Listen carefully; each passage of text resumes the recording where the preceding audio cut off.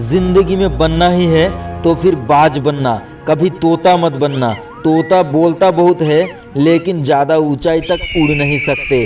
बाज बोलता बहुत कम है लेकिन ज़्यादा ऊंचाई तक उड़ सकते हैं और बाज सभी पंछियों का राजा कहलाते हैं।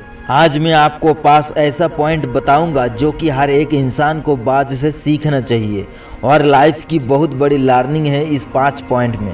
पहला लेसन, ईगल फ्लाई अलोन। बाज अकेला उड़ता है लेकिन बाकी पंछियों से ज़्यादा ऊंचाई पर उड़ता है। बाज हमेशा अकेला उड़ेगा लेकिन कभी छोटे चिड़िया और छोटे पंछियों के साथ नहीं उड़ेगा। बाज अपनी बिरादरी वालों के साथ उड़ता है, यानी कि एक बाज के साथ ही उड़ता है। और इससे हमेशा ये सीख मिलता है कि छोटी सोच वाले इंसान से हमेशा दूर रहे और अकेला रहे, क्योंकि यही वो समय है जब खुद को जानने की असली मौका मिलता है। दूसरा लेसन, बाज का विज़न बहुत ही क्लियर और मजबूत होता है।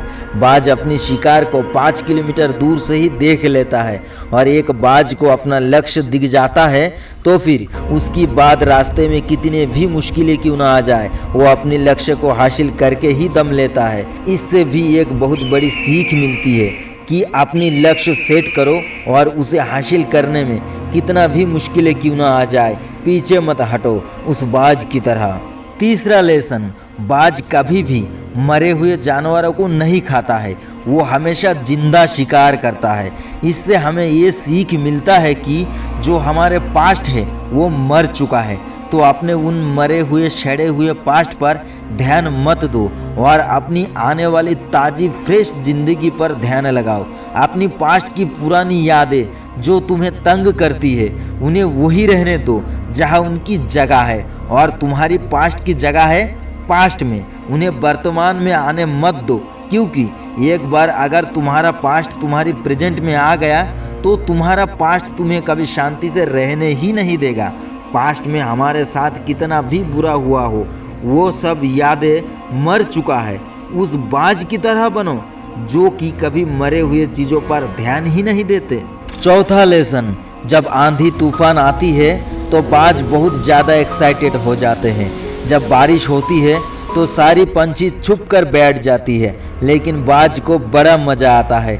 जब तेज़ हवाएं चलती है तब बाज उन हवाओं के सहारे और ज़्यादा तेज़ी से ऊपर की तरफ उड़ने लगता है और ऊपर उड़ते उड़ते इतना ज़्यादा ऊपर उड़ जाते हैं कि वो बादल से भी ज़्यादा ऊपर उड़ने लगता है।